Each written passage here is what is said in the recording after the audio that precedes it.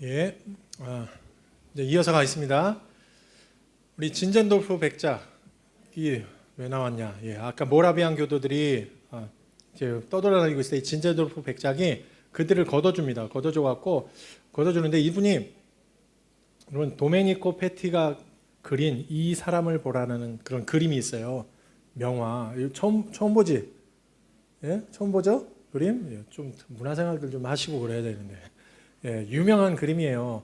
예, 이 사람을 보라라는 제목의 이 그림을 보고요. 이 진젠도르프가 딱 그 그림을 보고 주시는 그 음성이 나는 널 위해 이것을 했건만 너는 날 위해 무엇을 했느냐 이런 음성이 딱 오게 된 거예요. 그래서 이 진젠도르프가 그때부터 이제 이미 뭐 기독교를 믿고 있었지만 아무튼 마음이 이렇게 바뀌면서 그러면서 무슨 일을 해야 될까 막 하다가 모라비안 그들을 걷어주기 시작합니다. 그래서 어디서 걷어주냐면은 그 진젠도르프 백작이 가지고 있던 땅 영지에 헤르누트라는 동네가 있어요.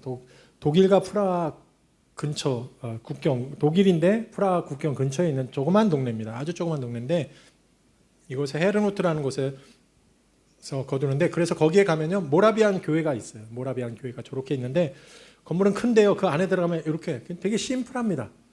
그냥 하얗게 이렇게 돼 있어요. 그래갖고 여기에 가면은 또 기도탑이 있는데요. 이 기도탑에서 세계를 향한 기도 운동을 하고요.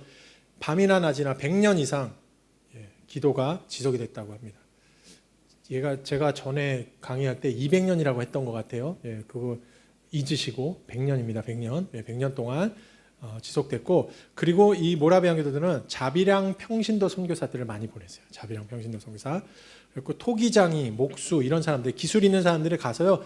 같이 팀으로 가는 거예요. 팀으로 가서 거기서 생활을 하고서 먹고 살면서 복음을 전하는 그런 일들을 했습니다. 그래서 1930년까지 약 3,000명의 선교사를 파송했대요. 굉장히 많은 선교사를 파송한 겁니다. 저 모라비안 그 교회에서. 그리고 아직도 세계 선교를 위해서 기도하고 있는 그런 교회입니다. 거기에 가면 이렇게 그 기도탑 밑이 바로 공동묘지거든요. 이렇게 여기가 공동묘지예요. 여기 가면은 이 진젠도르프 백작의 무덤도 있습니다. 무덤도 찾아볼 수 있고요. 그래서 이 모라비안 교도의 영향을 받은 사람이 바로 요한 웨슬리입니다. 이 사람이 아메리카 인디언 선교를 위해서 대서양을 건너가는 중에 폭풍 가운데도 폭풍으로 인해서 막 죽을 수도 있는 그런 상황인데 모라비안 교도는 담대한 거예요. 왜냐하면 이들은 구원의 확신이 있었어요.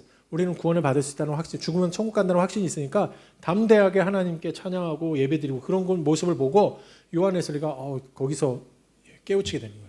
자기는 그런 확신이 없었는데 그러면서 구원의 확신을 갖게 되고 그러면서 이분이 감리교를 만드는 거예요. 감리교, 요한 웨슬리가. 그래서 감리교가 만들어지게 되고 그래서 감리교는 모라비안 교회의 영향을 받게 된 겁니다. 그래서 1415년 7월 6일 날 야누스가 죽었잖아요.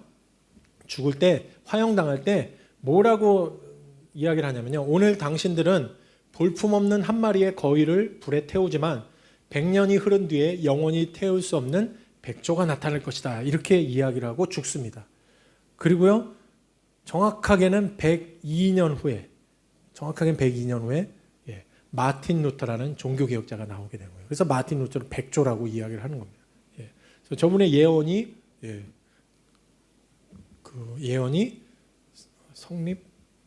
실현된 거죠. 실현된 겁니다.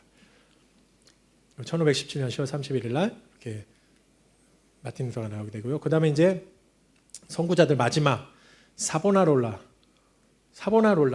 이야기를 하는데 사보나롤라는 여러분 이탈리아에 있는 피렌체라는 동네에 계셨던 분입니다. 피렌체라는 동네에서 사역하셨는데 이분은 이제 캐톨릭 수사였습니다. 이 피렌체는요, 여러분 보세요. 이게 피렌체의 도시 전경이에요. 되게 아름답지 않나요?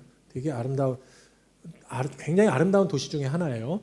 여기 이제 피렌체 두오모고요. 두오모 성당인데, 여기 보면 이게 피렌체 두오모입니다. 이 두오모 안에 가면 이런 성화가 있어요. 성화. 굉장히 유명한 사람이 그렸을 것 같아요. 누가 그렸는지 정확히 기억은 안 납니다. 하도 오래돼서. 근데 저걸 보기 저 교회 안에 들어가면 다 이러고 있어요. 저거 그림 보느라고. 그래서 목이 엄청 아픕니다. 가면은.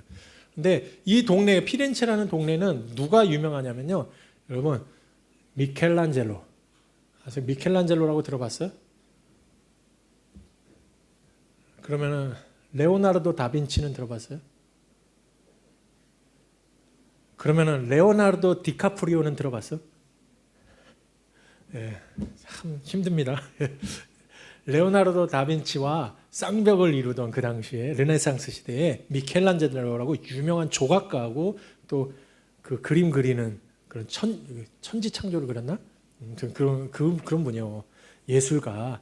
그분의 도시가 바로 피렌체입니다. 그래서 거기 가면요, 이렇게 다비드상이 미켈란젤로의 역작이죠. 굉장히 유명한 다비드상이 곳곳에 있습니다. 곳곳에. 그건 다 가짜예요. 진짜는 다른 데 있습니다. 내가 나중에 나올 텐데 다비드상이 유명한 그런 곳이고 미켈란젤로의 도시예요. 거기 가면은 베키오 다리라는 유명한 다리가 있어요. 이 다리인데요. 다리가 되게 희한하죠. 이게 막 집들이 있어요. 다리 위에. 그래서 굉장히 희한하죠. 이 안에 들어가면은 여기서 누가 이 단테라고 들어봤나? 단테 신곡 안 들어봤겠지. 뭐 미켈란젤로도 모르는데 단테를 알 리가 있나? 단테와 그가 사랑했던 베아트리체, 이 두 사람이 두 연인이요, 이 다리에서 만난 거예요. 다리를 이렇게 딱 지나치다가 딱 보고서 첫눈에 반해갖고 그래갖고 사랑을 하게 된 그 다리, 유명한 다리입니다. 얘가 베키오 다리라고. 이 안의 모습은요, 여기가 다리예요. 여기가 다 상점들이 이렇게 들어서 있어요.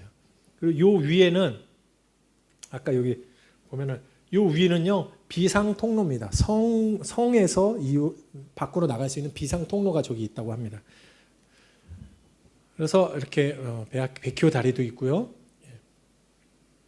여기서 이제 사보나롤라가 성직자들의 부패에 대해서 대항하면서 이야기를 하고 설교를 하고요. 그리고 금욕주의적인 삶을 주장을 합니다. 그리고 예언 설교를 하는데요. 메디치가와 사르 8세에 그런 전쟁이 일어나고 메디치가가 무너지게 될 거다라는 그런 예언 설교를 하는데 그게 적중이 돼요. 그러면서 더 유명해지죠. 그리고 교회 개혁을 추진하고요. 그리고 이분이 주장했던 건 신정국가입니다. 하나님이 다스리는 국가. 그걸 만들려고 했어요. 이 피렌체 안에서. 그러다가 이제 교회에게서 파문당하게 돼요. 아무튼 교회에 대적하는 사람들은 다 파문시켜 버렸어요. 그냥 그 당시에는. 그래서 거기 시뇨리아 광장이라는 광장에서 화형시켜서 죽여버립니다. 사보나롤라를. 그래서 여기 아직도 있어요. 근데 화형당한 날이 중요해요. 화형당한 날이 1498년 5월 23일 날 화형당했어요. 이 굉장히 중요한 날이에요. 왜냐하면 제 생일이기 때문에 되게 중요한 날입니다. 꼭 기억하셔야 돼요.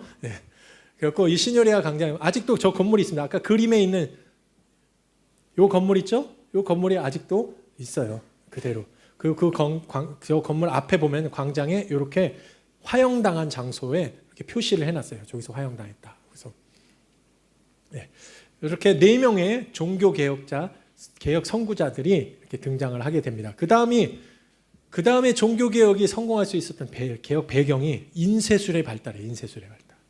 인쇄술이 무슨 상관이 있을까 하는데 여러분 구텐베르크 알죠? 구텐베르크는 알지? 모르나?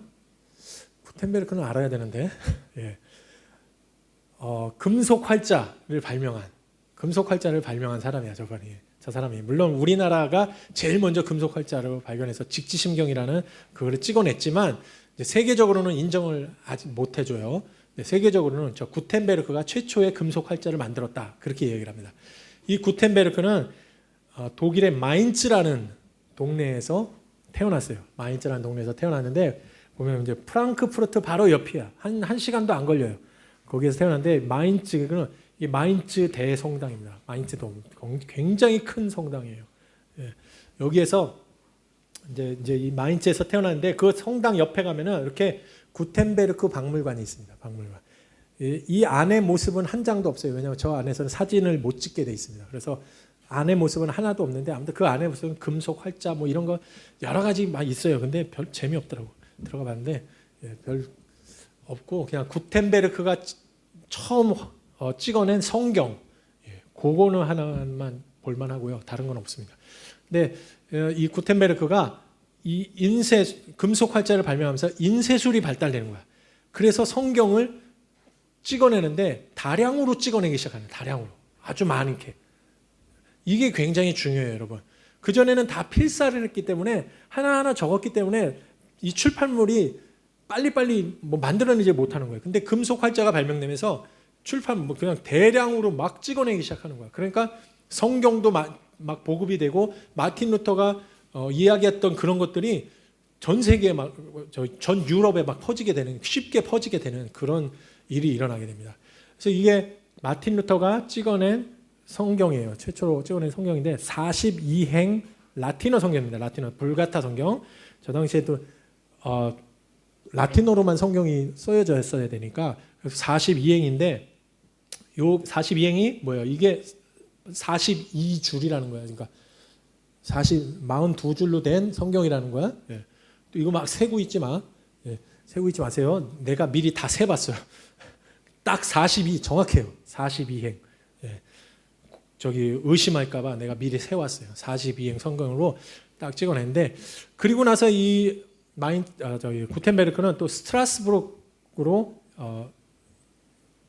이동을 합니다. 스트라스부르크는 독일과 프랑스의 국경 지역에 있는 그런 곳인데요. 이 스트라스부르크 성당이에요. 돔인데 여기도 굉장히 큽니다. 한 사진 찍는데 한 번에 담을 수가 없을 정도예요. 근데 이 성당 안에 들어가면요, 요 오르간이 있는데요. 이 오르간이 유명한 오르간이에요. 누가 쳤냐? 모차르트는 아냐? 모차르트 알아? 재하야, 너한테 물어본 거. 네가 고개를 끄덕해야지. 다른 애들은 고개 끄덕 안 해. 알아? 그래.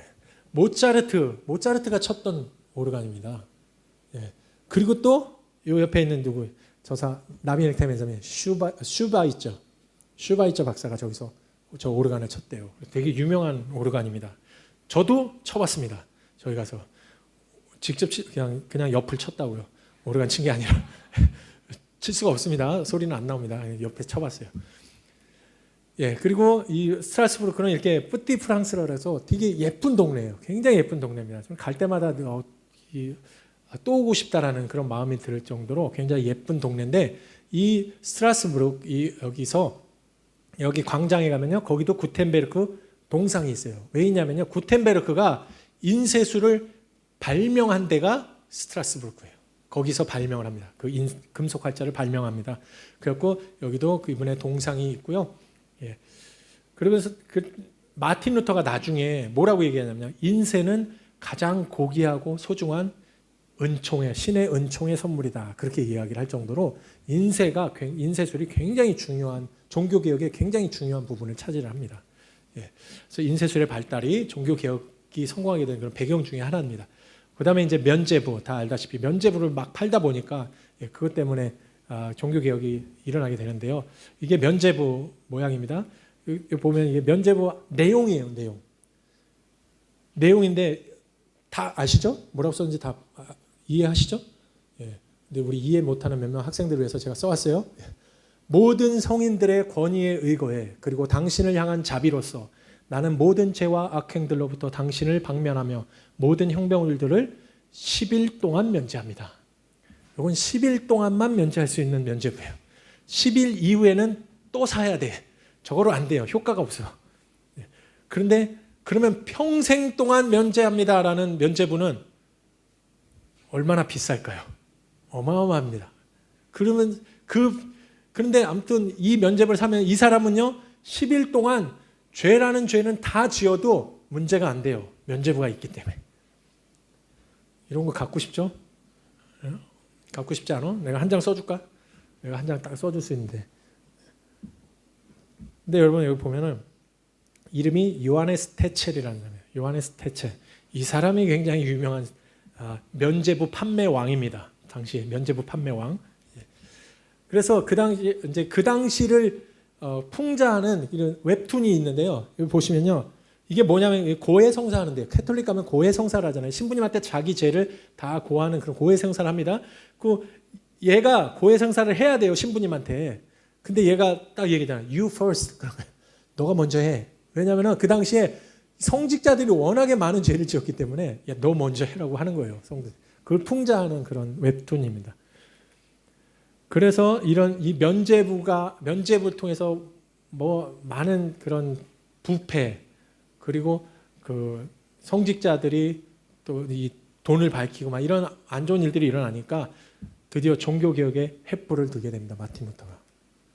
자, 이 마틴 루터는요, 이제 종교개혁자들 얘기 나오는 거예요. 이제 마틴 루터는 독일에 있는 아이슬레벤이라는 동네에서 태어납니다. 아이슬레벤, 이런 동네, 조그만 동네입니다. 여기도 광산이 주산업인 동네예요. 아버지 어머니도 광산업을 하셨던 분이에요. 그래갖고 거기 마틴 루터 생가, 여기가 마틴 루터 생가거든요. 거기 박물관에 가면요, 마틴 루터보다는 광산에 대한 이야기가 더 많아요. 예. 그리고 여기 마틴 루터 여기 생가입니다. 생가가 여기 있고요. 그러면서 마틴 루터는요, 나중에 이제 법학자가 되기 전, 그러니까 변호사가 되기 위해서 그 법학 공부를 합니다. 법대를 갑니다. 법대. 그 에르푸르트라는 동네에 가요. 에르푸르트. 그 동네에 가서 공부를 하는데 하루는 이제 집에 갔다가 다시 돌아오던 길에, 여기가 에르푸트 대성당입니다. 에르푸트 대성당. 에르푸트 이 동네도 되게 예뻐요. 여러분, 광장이 있고 저 광장에서 파는 핫도그가 되게 맛있습니다. 예. 그래서 광장 되게 예쁘죠, 동네가. 그래서 돌아오는 길에, 에르푸르트로 돌아오는 길에 에르푸르트 근교에 스토테른하임이라는 지역이 있는데 거기에서 돌아오던 길에 막 폭풍우가 몰아치고 번개가 막 내리치는 거예요. 그때 이 마틴 루터가 기도를 합니다. 누구한테 기도하면 성 안나에게 기도합니다. 성 안나가 누구냐면요, 성모 마리아의 엄마예요. 성 안나에게 기도를 하는데 성 안나가 광산업을 하는 사람들의 수호 성인입니다. 예, 그러니까 어려서 광산 지역에서 태어났으니까 그 지역에서는 성 안나를 섬겼던 거예요. 그래서 성 안나에게 기도를 하는 거예요. 저를 살려주시면 성직자가 되겠습니다. 기도를 합니다. 근데 살아났어요. 저기서. 그래서 거기 가면은 저렇게 기념비도 이렇게 해놨어요. 다 마틴 루터가 회심한 데다 여기가. 그래갖고 바로 들어와서요, 어거스틴 수도회, 에르푸르트에 있는 어거스틴 수도회에 입회하게 됩니다. 그러면서 거기서 성직자 훈련을 받게 되고요. 이거 어거스틴 수도회요. 그리고 에르푸르트 대성당에서 사제 서품을 받아요. 근데 이분은, 마틴 루터는 자기 죄 때문에 굉장히 고민을 많이 했습니다. 이 죄가 있는데, 나한테 죄가 있는데 이 문제를 해결해야 되는데 아무리 해결하려고 해도 이게 해결이 안 되는 거예요. 기쁘지가 않은 거예요. 그래서 금욕주의적으로 해결합니다. 그래서 자기를 막 금식하고 막 자기를 막 때리기도 하고 막 그러면서 이렇게 하면은, 나를 고행하면은 하나님이 나에게 평안을 주실까 하고서 막 그런 일을 하게 됩니다. 그리고 막 고해성사라는 거, 맨날 뭐 조그만 죄를 지어도 고해성사를 가는 거예요, 신부님한테. 그러니까 선임 사제가 화가 나갖고 너무 자주 오니까요. 그러니까 나중에는 제발 제대로 된 죄를 짓고 와서 나한테 고해성사하라, 그럴 정도로 너무 자주 가서 고해성사를 한 거예요. 그리고 하나님을 사랑하라, 그렇게 얘기를 했는데 아무리 자기 죄 때문에 어떻게 하나님을 사랑할 수 없는 거예요. 그러면서 이 마틴 루터가 얘기한 겁니다. 나는 죄인들을 벌하시는 의로운 하나님을 은밀하게 증오했다.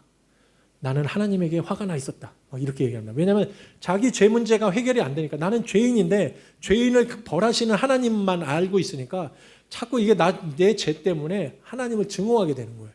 예. 그리고 나중에는 어디 가냐면요, 저희가 로마입니다. 이태리 로마인데요, 빌라도 계단이라는 곳이에요. 빌라도 계단.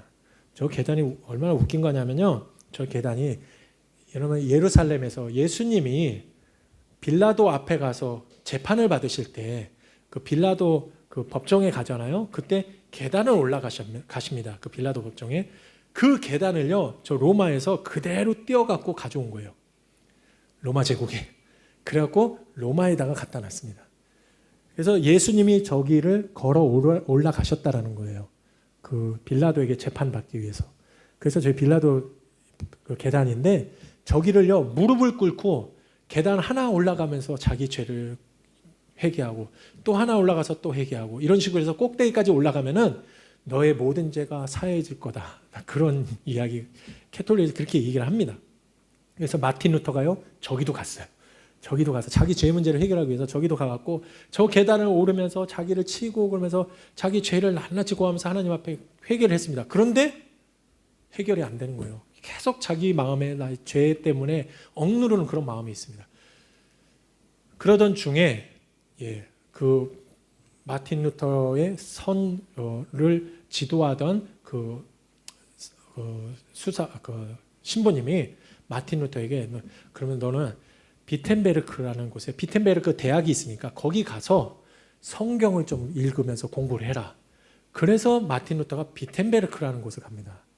비텐베르크 대학에 가서요, 성경을 중점적으로 읽기 시작하는 거예요.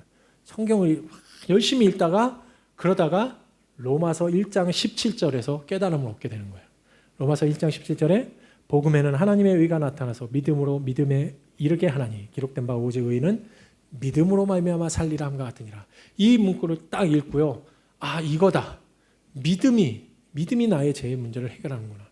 그래서 그때 그 자기 죄의 문제를 해결하게 됩니다. 마틴 루터가. 예. 그리고 그러면서 거기서 공부 열심히 해갖고요. 여러분 21살에 20대 초반에 박사가 돼요. 박사가. 예. 17살 때 대학을 들어갔었고요. 그 박사가 돼갖고 저기가 비텐베르크에 있는 요 교회가 시교회입니다. 그러니까 시티 처치예요. 시티 처치. 시교회인데 이 교회의 담임 목사를 하면서 비텐베르크 대학에서 교수도 합니다. 그러던 중에 또 그 비텐베르크 시청, 이게 시청 건물인데 시청 앞에 보면은 예, 요게 마틴 루터의 동상이에요. 여기 마틴 루터의 동상. 그래서 여기서 거기서 교수 활동을 하던 중에 그 당시에 로마가 여기가 로마 바티칸 시티입니다. 바티칸 시티 안에는 성 베드로 성당이에요. 이 성 베드로 성당을 막 지으려고 하다 보니까 굉장히 화려하고 크게 짓습니다. 그러다 보니까 많은 돈이 필요하잖아요. 그래서 헌금을 막 걷고 그런데 막 해도 안 되니까 면죄부를 더 많이 팔기 시작한 거예요. 그래서 이 요한 테첼이 제가 아까 그랬죠. 면죄부 판매왕이라고. 저 사람이 엄청나게 많은 면죄부를 팝니다. 예. 저분이 독일 면죄부 판매 위원장으로 위촉이 되면서 비텐베르크로 온다는 이야기를 듣습니다. 그래서 이 면죄를 팔기 위해서 그래서 보면 이게 면죄부 판매하는 곳이에요. 그냥 이런 데서 면죄부 미리 다 써놓고요. 그냥 찍어내는 거예요. 그냥 찍어내면은 그거를 그냥 이런 숍에서 파는 거예요. 한 장씩. 이거 아까 봤죠? 그리고 또 헌금을 막 걷고 또 특별히 헌금은 그 연옥 사상이 있었잖아요. 캐톨릭은 연옥 사상이 있어서 천국과 지옥 가기 전에 연옥이라는 곳에 중간 지점에 머무르고 있다는 거예요. 근데 자녀들이 부모님이 거기 계실 때 자녀들이 이 지상에서 헌금통에 헌금을 딱 넣으면은 그 헌금이 땡그랑하고 떨어지는 그 순간 너희 부모님은 천국으로 간다. 연옥에서 천국으로 옮겨진다. 이렇게 설교를 했어요. 신부들이. 그러니까 많은 사람들이 막 헌금하기 시작한 거예요. 자기 부모님, 자기 자식, 죽은 사람들을 위해서 막 헌금을 하기 시작하는 겁니다. 예.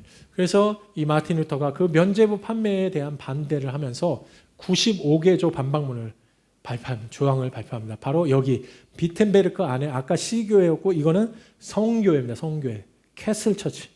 성 모양으로 되어 있잖아요. 성 모양으로. 그래서 여기에 거기 문에다가 교회 문에다가 이렇게 반박문 95개조 반박문을 붙이게 됩니다. 이게 그 95개의 캐톨릭의 잘못된 사상들을 이야기를 하면서 이 루터는 종교개혁 하려고 한 게 아니었어요. 루터도 지금 현재는 캐톨릭 수사입니다. 캐톨릭. 그래서 95개조 문제점을 이야기하면서 우리 한번 토론해 갖고 이 문제를 해결해 보자. 그러기 위해서 95개조 반박문을 붙여놓은 거예요. 예. 그 문이 지금은 없고요. 이렇게 복원을 해놨는데 동판으로 이렇게 복원을 해놨어요. 그래서 이 95개조 반박문이 여기 다 적혀 있습니다. 95개조 반박문이. 예. 그리고 아까 얘기했죠. 인쇄술의 발달이 중요하다고. 인쇄술이 발달되면서 이 마틴 루터의 95개조 반박문 그리고 마틴 루터가 주장했던 이야기들 이런 것들이 막 대량으로 찍어내면서 그러면서 2주 만에 독일 전역으로 2주 만에 다 퍼집니다. 마틴 루터 이야기가. 그리고 2달 만에 유럽 전역으로 다 퍼지게 돼요.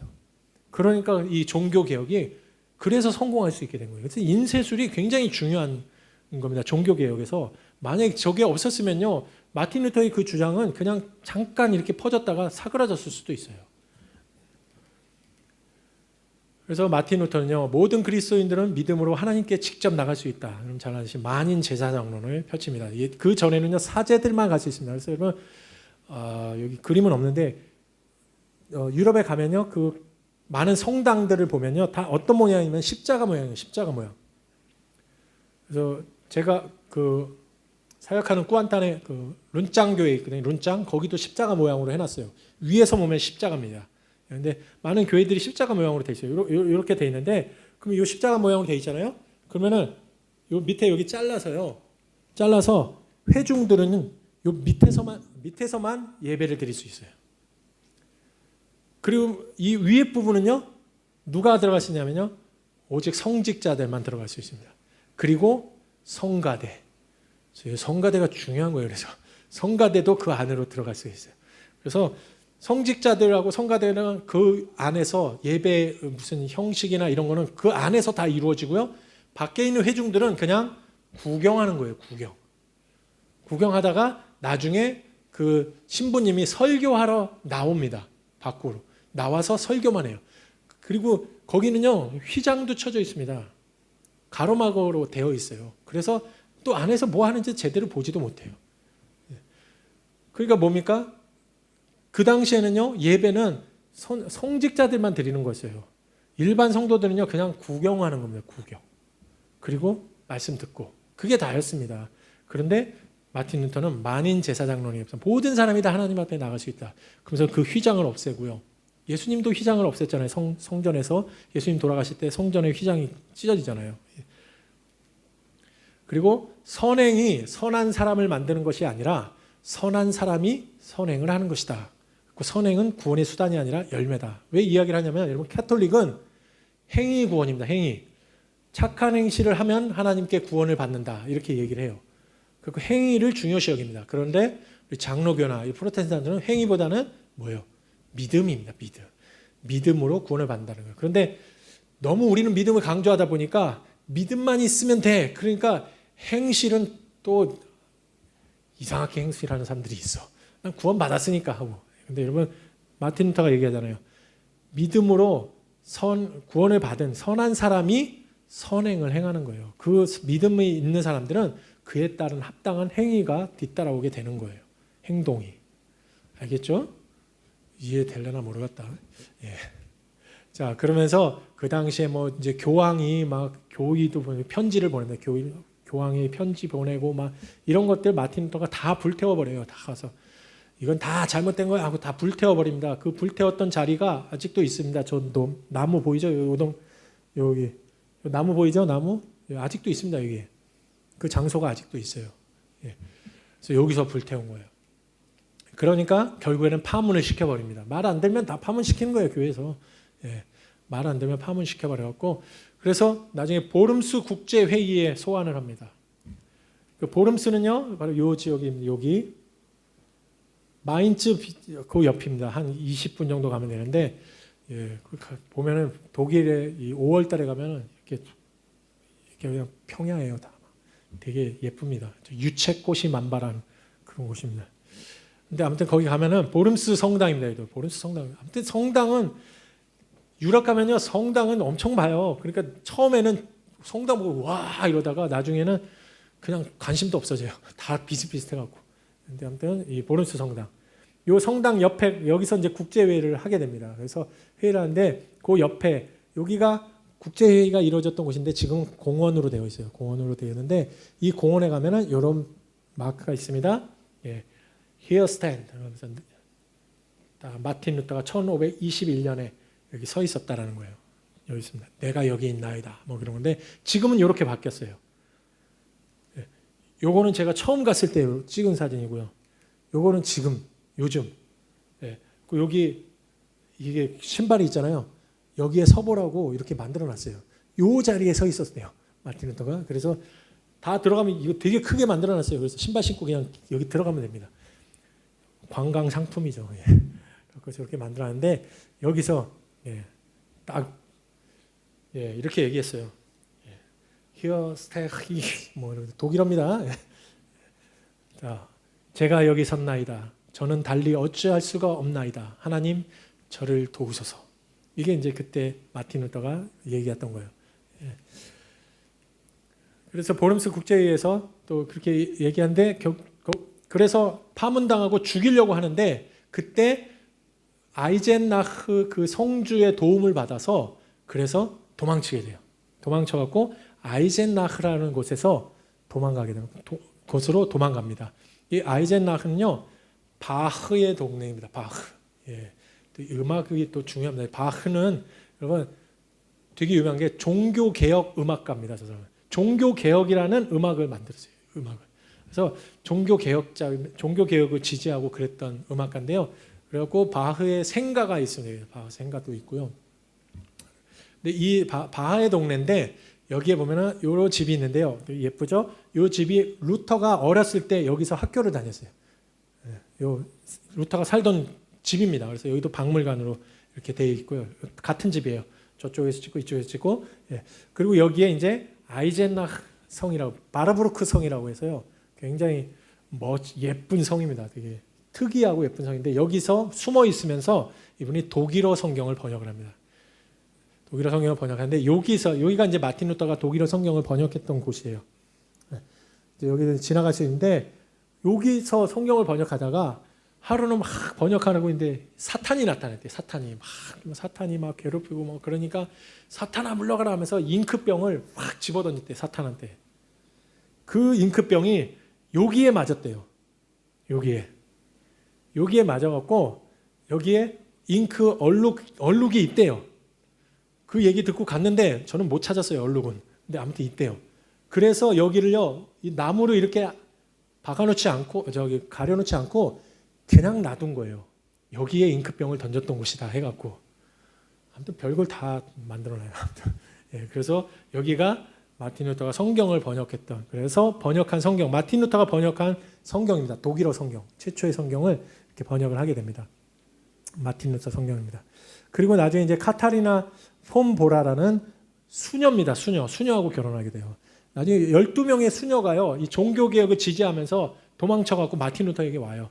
왔을 때 이제 캐톨릭 사제들은 결혼을 못 하잖아요. 그런데 마틴 루터는 다 결혼할 수 있게 해줬어요. 그래갖고 12명이 있었는데 그 중에 다 자기를 지지하는 따르는 사람들하고 사제들하고 다 결혼을 시켰어요. 다. 근데 저분이 끝까지 못 간 거예요. 한 명이 남은 거예요. 마지막 남은 그럼 내가 하지 뭐 그러고 마틴 루터가 했는데 나이 차이가 한 16살 차이 납니다. 저분이 더 어리죠. 훨씬. 그래서 이제 결혼을 했는데 진짜 이 카타리나가 물신양면으로 마틴 루터를 도와줍니다. 마틴 루터가 몸이 좀 약했는데 이 부인이 굉장히 많이 도와주고 옆에서 그리고 그 건강식도 챙겨주고 막 그랬대요. 여기가 이제 마틴 루터가 살던 집입니다. 사가 아니고 생가도 아니고 그냥 마틴 루터 하우스입니다. 박물관으로 지금 되어 있어요. 그 6명의 자녀를 낳고요. 교회뿐만 아니라 결혼과 가정도 중요시 여겼던 그런 마틴 루터입니다. 그리고 이제 나중에 여기가 센 안드류 교회인데요. 아이슬랩에 있는 안드레아스 교회인데 아이슬레벤입니다. 아이슬레벤이 마틴 루터가 태어난 곳이죠. 마지막에 마틴 루터가 죽을 때도 저기서 죽어요. 아이슬레벤에서. 몸이 별로 안 좋은 상태에서 성 안드레아스 교회에 가서 마지막 설교를 하고 돌아가셔요. 저기서 설교하시고 저희가 바로 루터가 이 교회 안에 있는 설교단인데요. 마틴 루터가 마지막으로 설교했던 설교단입니다. 저기서 설교하고 그 다음에 쓰러져갖고 돌아가시는데 마지막 설교가요. 본문이 이거예요. 수고하고 무거운 짐진 자들아 다 내게로 오라. 내가 너희를 쉬게 하리라. 이거로 본문을 잡고 설교하는데 본문처럼 그리고 이제 쉬게 되는 거죠. 마틴 루터도. 그리고 그 옆에 이제 교회에 딸려 있는 집인데 저기에서 원래 자기 집으로 돌아가려고 하다가 몸이 안 좋으니까 못 돌아가고 저기에서 머물다가 저기에서 돌아가시게 됩니다. 그래서 저희가 마지막 마틴 루터가 돌아가신 그 집이에요. 그리고 그의 시신은 비텐베르크 교회 안에 안치되어 있습니다. 비텐베르크 교회 안에 이렇게 안치되어 있고요. 루터 신학의 4대 핵심 교리는요. 구원은 오직 믿음으로, 유일한 권위는 말씀, 교회는 그리스도를 믿는 신자들 모두의 공동체다. 그리고 크리스찬의 삶, 모든 직업은 하나님으로부터 특별한 부르심이며 그 어떤 일도 다른 일보다 더 거룩한 것은 아니다. 그러니까 어떤 직업도 더 거룩한 직업이 없다라는 겁니다. 이게 루터 신학의 4대 핵심 교리예요. 그리고 1517년 10월 31일을 종교개혁 기념일로 섬깁니다. 그래서 종교개혁 기념일 때 이 교회에서 굉장히 많은 행사들이 일어나요. 저도 예전에 팀을 데리고 저 교회 가서 주일날 예배를 같이 드렸어요. 그래갖고 이분들이 이제 루터교 목사님들입니다. 목사들. 근데 둘이 같이 와서 하더라고요. 이 교회 담임 목사도 아니에요. 담임 목사 없습니다, 여기는. 그래갖고 순회하면서 이렇게 와서 설교들을 하는데 둘이 와갖고 이렇게 하더라고요. 그래서 같이 함께 기념 촬영을 한 거고요. 그리고 거기서 찬양도 함께 불렀습니다. 우리가 앞에 나가서 찬양을 했어요. 우리 허락을 받고, 저기 원래 못 들어가는 곳인데 허락받고 딱 올라가서 찬양을 불렀거든요. 근데 뭘 부르냐면 내 주는 강한 성이요. 내 주는 강한 성이요 방패와 병기 대신이. 그 찬양이 마틴 루터가 작곡한 찬양이에요. 그래서 그 찬양을 불렀습니다. 저기서. 예. 그리고 이제 다시 부텐버그 시청 앞에 보면은 왼쪽 이 동상인데 이 동상이 누구냐면은 멜랑히톤이에요. 모든 그 종교 개혁자들의 옆에는요 조력자가 있었어요. 함께 도와주는 멜랑히톤. 이 사람은 그 비텐베르크의 멜랑히톤 하우스고요. 이 사람은 마틴 루터보다 더 똑똑해요. 14살 때 대학을 갔어요. 14살에. 굉장히 똑똑합니다. 그래갖고 마틴 루터가 죽으면서 이야기한 거예요. 내가 나의 입장을 철회하지 않아 죽는다면 후회는 없다네. 그러나 그대와의 말할 수 없이 달콤한 교제가 중단되는 것은 가장 견디기 어렵다네. 마틴 루터가 얘기하는 거예요. 내가 죽는 건 두렵지 않은데 멜랑히톤 너와 맨날 만나서 같이 이야기하고 교제 나누고 신학에 대해서 이야기했던 그런 그 달콤한 시간이 중단되는 게 나는 너무 아쉽다라는 거예요. 힘들다라는 거예요. 예. 그럴 정도로 이제 굉장히 가까운 그런 사이였습니다. 예. 그래서 멜랑히톤이 12살이었네요. 죄송합니다. 12살 때 하이델베르크 대학에 입학합니다. 14살 때 대학을 졸업한 겁니다. 학사 학위를 받고 14살 누구야? 수아 14살 안 넘었나? 15살인가? 그럼 너는 지금 석사하고 있어야 돼. 16살 때 석사 학위를 땄습니다. 예. 그 21살 때 교수가 됩니다. 어마어마한 사람이죠. 이분은 똑똑한 사람입니다. 그래서 이분이 신학 강요를 쓰고요. 로마서 강의를 발전시킨 개신교 최초의 조직신학 작품인데 신학 강요를 쓰고요. 루터주의 신학의 근본 원리를 체계화시킨 거예요. 이분이. 나중에 루터가 돌아가시고 난 후에. 예. 그리고 아우스부르크 신앙 고백이라고 여러분 잘 모르겠지만 우리 신학 공부하신 분들은 다 알아요. 이름만 들어봤어요. 내용은 잘 몰라도 그래도 이름은 다 알아요. 아우스부르크 신앙 고백 만들고요. 1560년에 사망하게 됩니다. 그리고 루터 옆에 같은 교회입니다. 루터 무덤이 여기 있고요. 멜랑히톤 무덤이 여기 있어요. 같이 있습니다. 옆에 묻혀 있게 되고요. 이분에게 죽기 전에 물은 거예요. 뭐 필요한 것이 있습니까? 하고 물었어요. 그랬더니 이분이 뭐라고 했냐면 하늘나라 외에는 아무것도. 그러니 내게 더 이상 묻지 말기를. 귀찮으니까 묻지 마. 천국이면 다 돼. 그거였죠. 돌아가시면서 저렇게 얘기했다고 합니다. 그래서 이제 마틴 루터와 그 뒤에 독일에서 종교개혁이 일어난 거예요. 그 다음에 이제 스위스 종교개혁자 츠빙글리로 갑니다. 스위스의 종교개혁자. 이 츠빙글리는요, 장크트 갈렌이라고 하는 조그만 굉장히 작은 동네입니다. 거기서 태어났어요. 저도 여기를 찾는데 되게 애먹었습니다. 되게 힘들게 찾았어요. 이게 이제 츠빙글리가 태어난 츠빙글리 생가입니다. 생가. 진짜 찾기 힘들어요. 동네도 되게 조그마고 그 동네 안에서도 좀 메인 도로가 아니라 외진데 들어가 있어갖고 되게 찾기 힘든데 아무튼 여기에 츠빙글리 생가가 여기 있습니다. 여기서 태어났는데 이 츠빙글리는 쥐리라는 스위스의 쥐리라는 도시에서 사역을 하는데요. 여기가 쥐리입니다. 쥐리. 여기가 그로스민스터 교회입니다. 이 교회에서 사역을 했어요. 이 교회는 종교개혁의 어머니 교회라고 이야기합니다. 스위스 종교개혁의 어머니 교회. 이 교회 보면 이 쥐리 종교개혁은요. 사순절 소시지 사건을 시작으로 개혁이 시작해요. 여러분 캐톨릭에서는요. 사순절이 뭐예요? 예수님이 고난받기 전에 그 40일을 말하는 거잖아요. 그 사순절 동안 캐톨릭에서는요. 막 이렇게 고행을 해야 되고 막 그래요. 우리도 고난 주간에 막 금식하고 그러잖아요. 그래서 사순절 동안에는요. 고기를 먹으면 안 됐습니다. 채식으로만 살았어야 돼요. 그런데 스위스에서요. 스위스에 있는 그 성직자들이 뭔 소리냐? 성경에 그런 게 어딨냐? 특별히 쯔빙글리는요. 성경에서 하라는 것만 해야 된다는 거예요. 성경에서 하라는 것만. 성경에서 소세지 먹지 말라. 채식해라. 있냐? 없으면은 안 해도 돼. 이런 주의였거든요. 그래서 쯔빙글리가랑 그 사역자들이 사순절 기간인데 소세지를 먹은 거예요. 그것 때문에 캐톨릭 교회에서 막 정죄가 들어와요. 그러니까 우리는 그럼 교회랑 떠나겠다. 그러면서 개혁이 시작됩니다. 그래서 이 소세지 때문에 스위스 종교 개혁이 시작됐어요. 소세지 때문에 굉장히 소세지가 중요한 음식이에요. 그래서 여러분, 예. 그래갖고 독일어로 67개 조항을 발표를 하고요. 교회에 있는 성상들, 막 마리아상, 뭐 베드로상 다 없애버립니다. 그리고 교회 오르간도 없애버려요. 오르간도 이거는 하나님 원하는 거 아니다. 그래서 없애버립니다. 그래서 이게 그로스민스터 교회 안에 내부예요. 내부 안에는 뭐 성상 이런 거 없고요.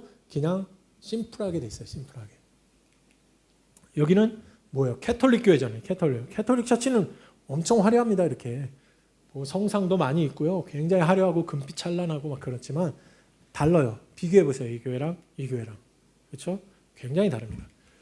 그런데 그 그로스민스터 교회 문에 보면요. 여기에 이제 그 쯔빙글리의 일대기가 판화로 쫙 이렇게 되어 있어요. 판화로. 그리고 거기서 이제 쭈리 성경을 번역을 하게 됩니다. 성경 번역. 그리고 그로스민스터 길 건너에 보면은 이 바서교회라고 있어요. 바서교회인데 이 바서가 뭐냐면요. 물이라는 뜻이에요. 물. 왜냐면요. 요 앞이 여기가 바서교회고요. 요 바로 앞이 이렇게 되고 여기에 호수가 엄청 큰 게 있습니다. 그래서 물이 많아요. 그래서 이 교회 이름이 물교회예요. 물교회. 바서교회인데 그 교회 앞에 보면은요. 여기 쯔빙글리의 동상이 이렇게 세워져 있습니다. 동상이 세워졌는데 그 동상에 그가 얘기했던 겁니다. 그의 육신은 죽을 수 있지만 그의 정신은 계속해서 살아남을 수 있을 것이다. 그 쯔빙글리는 칼을 들고 서 있습니다. 왜냐하면 종교 개혁을 위해서 전쟁을 불사하고 결국엔 전쟁터에서 죽어요. 저분은 군인이었습니다. 완전히 군인. 그래서 쯔빙글리의 종교 개혁은요. 교회의 유일한 권위는 성경이다. 똑같죠? 마틴 루터나 똑같습니다. 그 전에 종교 개혁자들의 선구자들도 다 마찬가지였습니다. 교회의 권위는 성경에 있다는 거예요. 예. 그리고 오직 믿음으로만 구원받는다. 같죠? 성경이 정확하게 하라고 명하지 않으면 우리는 해서는 안 된다. 성경이 하라는 대로만 해야 된다는 거예요. 예. 성만찬은 희생의 제사가 아니라 주님의 죽음을 기념하기 위함이다. 그래서 기념서를 이야기를 합니다. 그래서 이 마르크부르크라는 동네가 있어요. 독일에. 거기에서 마르크부르크 회담이 일어납니다. 마틴 루터와 쯔빙글리가 같이 종교개혁을 하니까 우리 그럼 합쳐서 힘을 합칩시다 해갖고 모여서 저기서 회담을 합니다. 그래서 15개 조항 중에 14개 조항에 합의를 해요. 마지막 하나를 합의를 못합니다. 그게 성만찬 문제였어요. 성찬식 문제. 그거를 합의를 못해요. 그래서 결렬되게 됩니다. 그래서 따로 각자 나가게 되는데 그게 뭐냐면 성만찬에 대해서 카톨릭은 아까도 얘기했듯이 화채설이라고 해서요. 사제가 축복기도 하면 빵과 포도주가 예수 그리스도의 몸과 피로 즉시 변한다는 거예요. 진짜로 변한다는 겁니다. 예. 그리고 마틴 루터는 공제설을 주장했는데 그 뭐냐면요. 말씀에 의하여 승찬의 빵과 포도주가 그리스도의 몸과 피가 거기에 임재한다라는 거예요. 바뀌는 건 아니지만 거기에 임재하고 있기 때문에 임재하고 있다라는 그런 공제설을 주장하고요. 쯔빙글리는 기념설이었어요. 그게 아니다. 그냥 기념으로 희생에 대한 기념으로 하는 거다라는 거였고요. 그다음에 이제 칼빈은요 영적 임재설 해갖고요. 약간 중간 마틴 루터와 쯔빙글리의 중간 개념입니다. 그래서 그리스도께서 영적으로 성만찬에 임하신다라는 그런 영적 임재설을. 그래서 우리는 영적 임재설을 믿습니다. 근데 그래서 이런 성찬에 대한 그런 차이가 있어서 그래서 결국에 합치지 못하고요. 따로 개혁을 일으키게 되면서 나중에 이제 스위스의 카펠이라는 지역에서 캐톨릭과 전쟁을 벌이는데 거기에서 우리 누구야? 쯔빙글리가 이야기합니다. 두려워하지 마라. 우리가 고통을 당하기는 하겠지만 우리는 오른편에 서 있다. 오직 하나님 뜻만이 이루어질지어다. 우리는 비록 질 수도 있고 고통을 당하겠지만 우리는 오른편에 바른 편에 서 있으니까 두려워하지 마라 하고서 격려합니다. 그러다가 카펠 전투에서 전사하게 돼요. 전사해 죽게 되는데 죽기 전에 이제 캐톨릭 그 사람들이 신부들이 와서 고해 성사에다가 마지막으로 너 천국 가려면 고해 성사하고 가야지 하는데 그걸 거부합니다. 아니다. 내 죄는 그걸 다 하나님께서 믿음으로 다 해결해 주셨다. 그리고 거부를 합니다. 그리고 그 카페라 가면 이렇게 전사 기념비가 있는데 거기서 이야기한 거예요. 너희가 나의 몸은 죽일 수는 있으나 나의 영혼은 죽일 수 없을 것이다. 아까 그 바서교회 앞에 있는 동상 거기에도 써 있는 그 문구입니다. 그리고 이제 그 그로스민스터 쯔빙글리가 죽으니까 그 후계자로 하이니 블링거라는 사람이 나옵니다. 하이니 블링거. 이 사람이 스위스 제2신조를 저술하고 종교 개혁자들하고 12,000통의 편지를 써가면서 그러면서 종교 개혁의 그 정신을 집대성한 그런 사람이에요. 그리고 성경을 읽고 이해할 때 인간의 호기심이 제거되어야 한다라고 주장을 했던 그런 사람이고 기독교 신앙 유해를 쓰고요. 칼빈과 신학적 대조를 이루면서 초기 전통주의 그런 신학 길을 예비했던 그런 사람입니다. 블링거.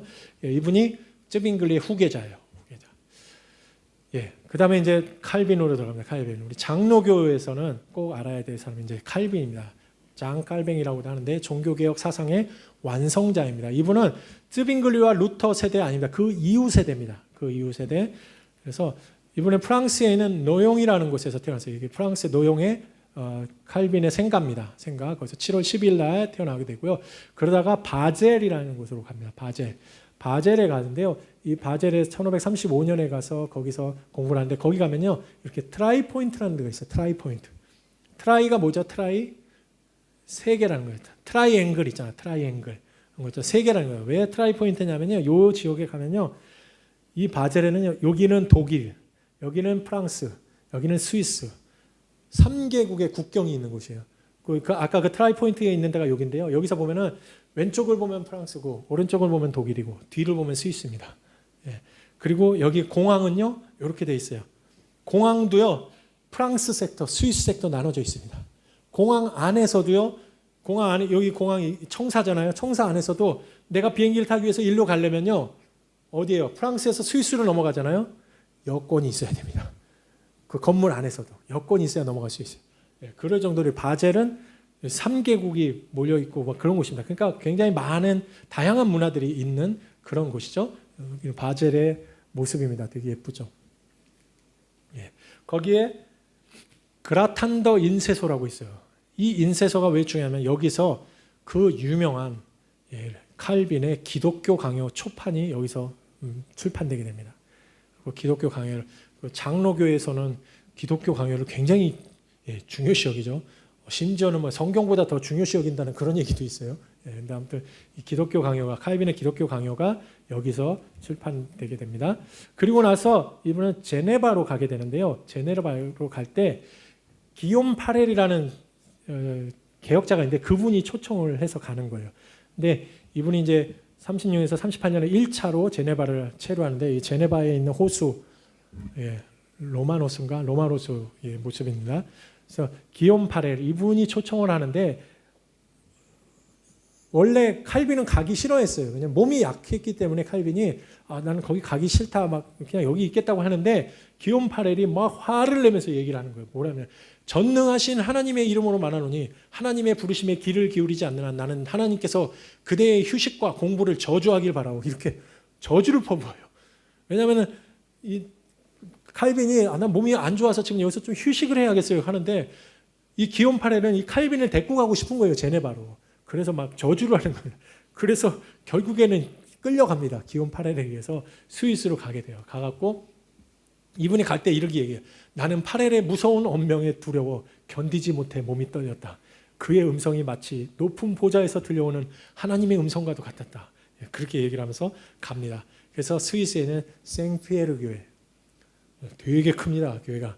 이 생피에르 교회에서 사역을 하게 됩니다. 그래서 설교하고 제네바 개혁을 시작을 합니다. 그래서 엄격한 도덕적 기준을 시작했고요. 여러분 저 때는 그냥 교회만이 아니에요. 그 시가 완전히 교회화됩니다. 그 시 전체가 다 그 도덕적인 기준에 맞춰 살아야 되는 거예요. 그러다 보니까 이 너무 엄격한 도덕을 기준으로 하다 보니까 힘이 들잖아요. 이 백성들이 시민들이 힘들잖아요. 교회 갔을 때만 잘해야 되는데 막 평상시 삶도 막 그러니까 그래서 그 정치인들이 쫓아내요. 칼빈은 넌 너무한다. 그래서 쫓아냅니다. 그래서 칼빈이 어디로 가냐면 아까 나왔던 스트라스부르 그 구텐베르크가 인쇄소를 발명했던 거기로 갑니다. 가갖고 이 도시 아주 아름다운 도시 거기서 마틴 부처라는 또 종교 개혁자를 만나게 돼요. 그래서 함께 부클리에 교회라고 해서 프랑스 피난민 교회, 난민 교회를 세웁니다. 난민 교회. 그 위그노 교회라고 하는데 이 교회를 세워갖고 그들에게 사역을 하고 하면서 또 기독교 강요 개정판을 거기서 또 만들어냈고 로마서 주석을 쓰고요. 그리고 나중에 3년 후에 다시 제네바 교회에 초청을 받아서 다시 제네바로 갑니다. 그래서 마틴 부처와 기욤 파렐이 이 존 칼빈을 도왔던 그런 개혁자들입니다. 그때 또 다시 칼빈이 얘기하는, 만일 나에게 선택의 자유가 있다면 제네바로 돌아오라는 당신의 요구만은 정말 거절하고 싶지만 내가 나의 주인이 아님을 돌이켜 생각하여 주님께 제물로 바치듯 내 마음을 즉시 그리고 진심으로 드립니다. 칼빈이 이렇게 얘기하고 진짜 죽을 각오를 하고 간 거예요. 제네바로 다시 가서 교환해갖고 다시 생피에르 교회 사역을 하면서 여기가 그 설교단입니다. 칼빈이 설교했던 설교단. 저기 올라가서 사진 찍을 수 있어요. 나도 찍은 사진이 있는데 어디 간지 모르겠어요. 그리고 칼빈 의자, 칼빈이 앉아있던 의자. 그래갖고 이 칼빈이 교회 법령을 만들어서 예배 의식과 교회 간섭을 개혁하고요. 목회자와 평신도로 구성된 칠익이고 지금의 바로 당회를 얘기합니다.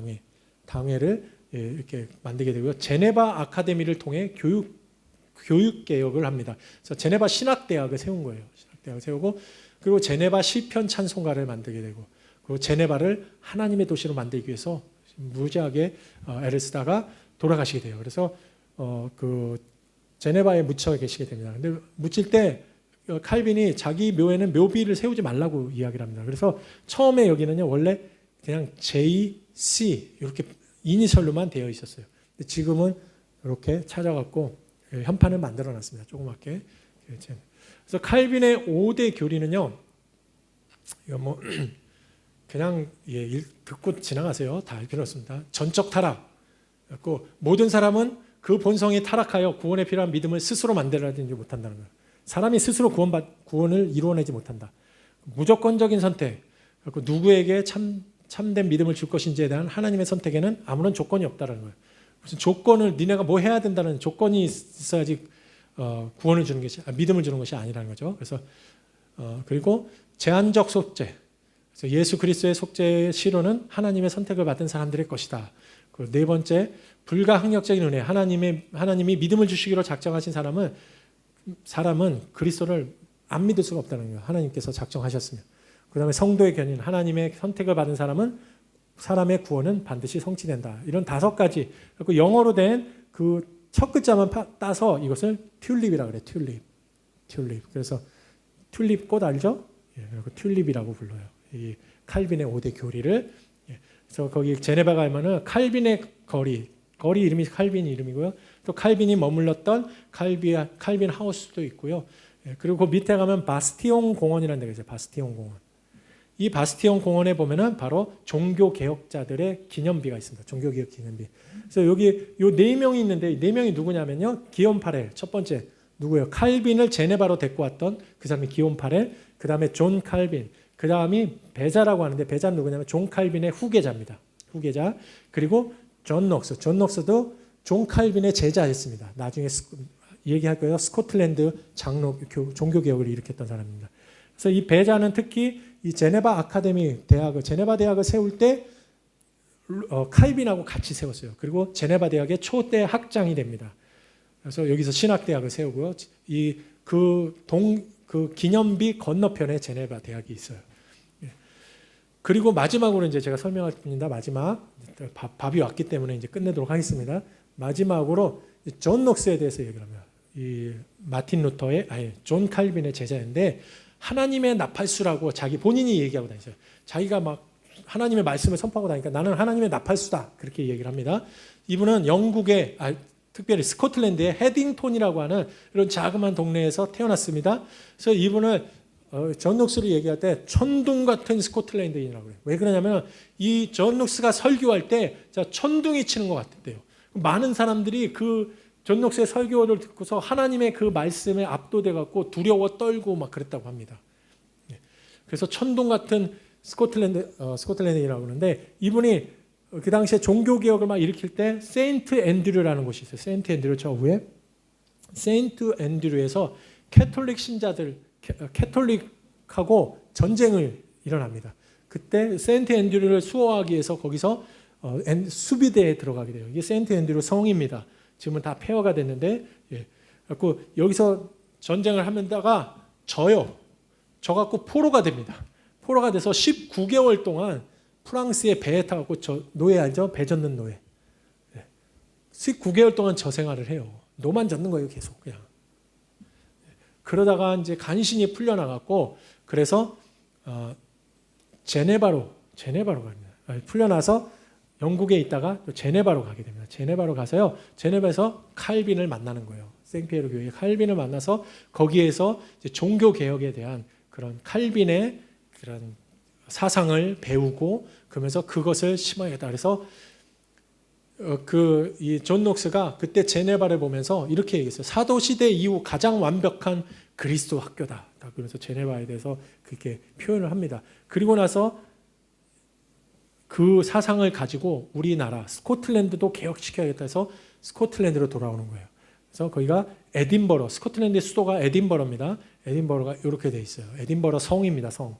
여기로 와서 사역을 시작하는데, 이 에딘버러 성에서부터요, 그리고 쭉 내려오면은요, 홀리루드 궁전이라는 데가 있어요. 이 궁전하고 이 성하고 궁전이 이렇게 내리막길로 내려가는데요, 그 거리가 있어요. 거리를 로얄 마일이라고 합니다. 로얄 마일. 왜냐하면 그 거리가 1마일이에요. 1마일. 딱 1마일이기 때문에 1마일인데, 왜 로얄 마일이라고 하면 그 거리가 요 거리예요. 요 거리. 요 대로인데, 이 거리는요, 왕족들만 갈 수 있는 곳이에요. 왕족들만 이 거리를 갈 수 있고요. 나머지 일반인들은요, 이 건물들 뒷길이 있어요. 뒤로만 다녀야 돼요. 그래서 여기를 로얄 마일이라고 합니다. 예. 여러분들이 지금 여기 가서 걸으면은 왕족이 되는 거예요.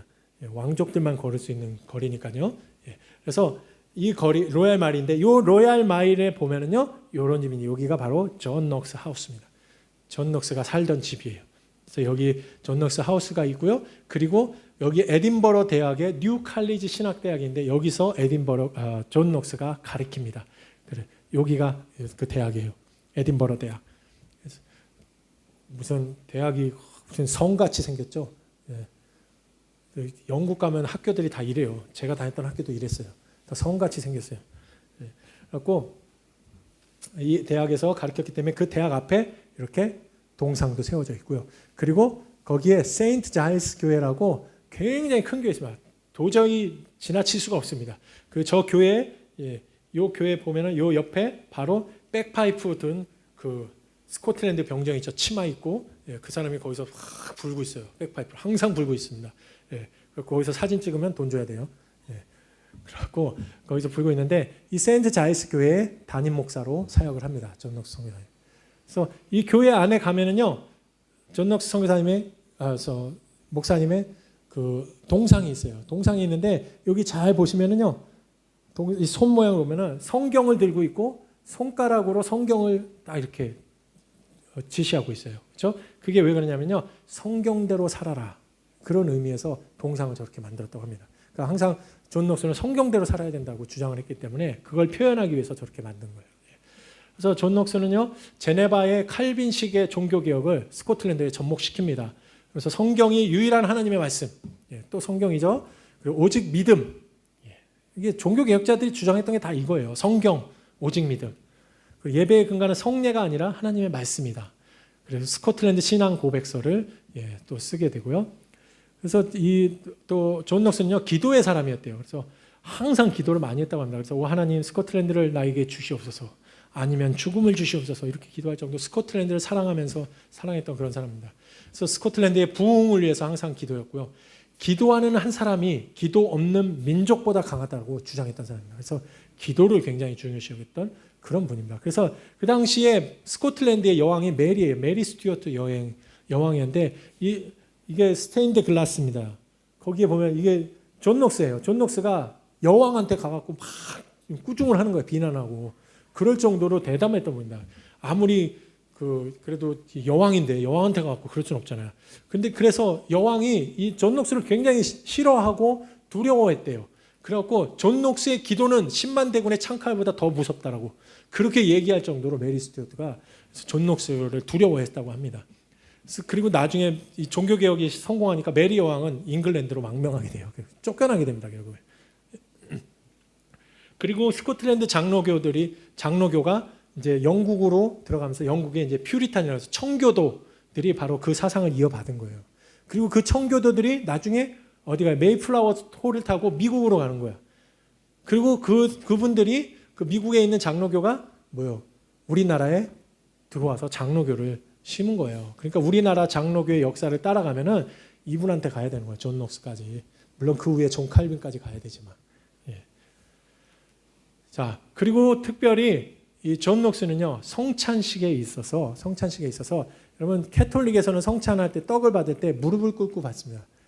왜냐하면은 이거 거룩한 예수 그리스도의 몸을 받는다였고, 이렇게 무릎을 꿇고서 이렇게 받고 또 자기가 직접 받지도 않고 어떤 데는 그냥 입 벌리고 있으면은 그 성직자들이 놓줍니다. 근데 존 녹스는요, 야, 예수님과 12제자가 첫 번째 성찬식 할 때 다 동등되게 앉아갖고 테이블에 다 같이 앉아서 먹었는데 왜 지금은 그렇게 해야 되냐. 예. 그래서 그건 아니다 하면서 그 성찬식 할 때 떡을 받을 때 무릎 꿇고 받는 것을 금지시킵니다. 그래서 그냥 우리 지금 앉아서 받잖아요. 앉아서 이렇게 장로님들이 이렇게 돌리면 그냥 앉아갖고 이렇게 받잖아요. 예. 저분 때문이에요. 예. 저분이 아니었으면 우리 다 나와갖고 무릎 꿇고 받아야 돼요. 예. 그래서 그리스도의 왕권에 참여하는 의미라고 합니다. 그래서 그리스도의 왕권에 참여하는 의미, 하나님께서 우리도 왕 같은 제사장을 삼아 주셨기 때문에 우리가 그리스도 왕권에 참여하는 의미로 우리도 동등되게 이렇게 앉아서 해야 된다라고 그렇게 하는 겁니다. 그리고 1572년 11월 24일 날 돌아가시게 됩니다. 돌아가신데 나는 하나님의 말씀을 이용하여 개인적 유익을 취한 점이 없으며 인간을 기쁘게 하고자 노력한 점도 없으며 내 개인의 정욕 혹은 다른 이들의 정욕을 만족시킨 일도 없으며 단지 내게 허락하신 은사를 성실하게 사용하기 위해 내가 감독한 교회의 덕을 세우기 위해 노력하였을 뿐입니다. 이렇게 말씀하시고 돌아가시게 됩니다. 그래서 세인트 자일 교회 뒤편에 가면 주차장이 있어요. 주차장. 그런데 참 안타깝게 이분의 묘가 주차장에 있습니다. 교회 안에 있지 않고 존 녹스 목사님 묘가 주차장에 특별히 이 주차 공간이 있잖아요. 거기 23번 주차 공간 23번에 있어요. 저기 주차도 하고 그래요. 예. 거기 23번에 가면은 존 녹스 성교사님의 묘가 거기에 있습니다. 예. 자, 이제 마지막으로 요거 얘기하고 끝내겠습니다. 개혁주의 신학. 예. 그래서 우리 종교 개혁자들에 의한 개혁주의 신학을 총 정리를 하려고 합니다. 개혁주의 신학은요, 하나님 중심이었어요. 하나님 중심. 하나님은 자연과 인간의 우주의 통치자이며 구원은 전적으로 하나님의 주권에 있다. 하나님 중심이 개혁주의 신학입니다. 그 다음에 성경 중심이에요. 성경 중심. 성경 외에는 어떤 것도 신앙의 표준일 수도 없고 원천일 수 없다. 성경은 성경 자신이 해석한다. 그리고 마지막 교회 중심입니다. 교회를 중심으로 신앙적 삶을 추구하며 교회에 주어진 사명을 완수하려고 힘쓴다. 이게 개혁주의 신학이에요. 그래서 우리가 다니는 이 행복한 교회도 개혁주의 교회입니다. 그러니까 개혁주의 교회니까 개혁주의 신학을 알아야 되고 개혁주의 신학의 삶을 살아가야 되는 거예요. 그래서 우리는 하나님 중심, 성경 중심, 교회 중심의 삶을 살아가야 된다는 겁니다. 그 다음에 개혁주의 5대 강령이 있대요. 5대 강령. 오직 성령. 오직 성경만이 하나님의 가르침으로 유일한 권위는 성경에 있다. 솔라 스크립트럴. 오직 그리스도, 솔라 크리스토스. 구원의 유일한 기준은 예수 그리스도이다. 그리고 오직 은총, 솔라 그라시아. 구원은 전적인 하나님의 선물이다. 그다음에 네 번째, 오직 믿음, 솔라 피데. 구속의 은혜는 믿음을 통하여 받을 뿐이지 다른 어떤 것이 요구되지 않는다. 마지막, 오직 하나님께 영광을 솔리데오 그로시아. 그래서 모든 업적과 구원의 영광은 오직 하나님께 돌려야 된다. 이게 개혁주의 교회 5대 강령이에요. 여러분, 우리는 개혁주의 교회에 다니고 있고 이런 것들은 완벽하게 몰라도 대충이라도 우리의 사상은 이런 거구나 이런 걸 알고 있어야 돼요. 그리고 특별히 여러분 종교개혁자들이 가장 중요시 여겼던 게 뭐였어요? 종교개혁자들이 가장 중요시 여겼던 게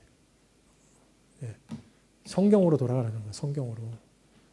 다른 거 필요 없습니다. 성경으로 성경의 근거에서 살아가면 성경에게 최고의 권위를 두고 하나님 중심적인 삶을 살아가는 그게 바로 하나님이 원하시는 삶입니다. 종교개혁자들이 부르짖었던 거고요.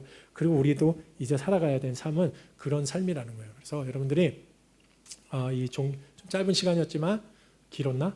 예, 그럼 길기도 하고 짧은 시간이었지만 예, 종교 개혁자들의 그런 사상을 보면서 왜 종교 개혁이 일어나게 됐고 성경에서 벗어난 삶을 교회가 성경에서 벗어난 삶을 살다 보니까 그러다 보니까 하나님이 종교 개혁을 일으킨 거예요. 그래서 다시 성경으로 돌아와라. 그러니까 우리 교회도 또 우리의 삶도 성경에서 벗어나면 안 된다는 거예요. 그래서 항상 그래서 성경을 많이 읽고 그리고 성경대로 하나님께서 원하시는 대로 살아가는 여러분들 다 되시기를 축원합니다. 예, 기도하겠습니다. 하나님 감사합니다. 오늘 종교개혁 강의를 통해서 하나님이 무엇을 중요시 여기고 무엇에 권위를 두는지 우리가 잘 알았습니다.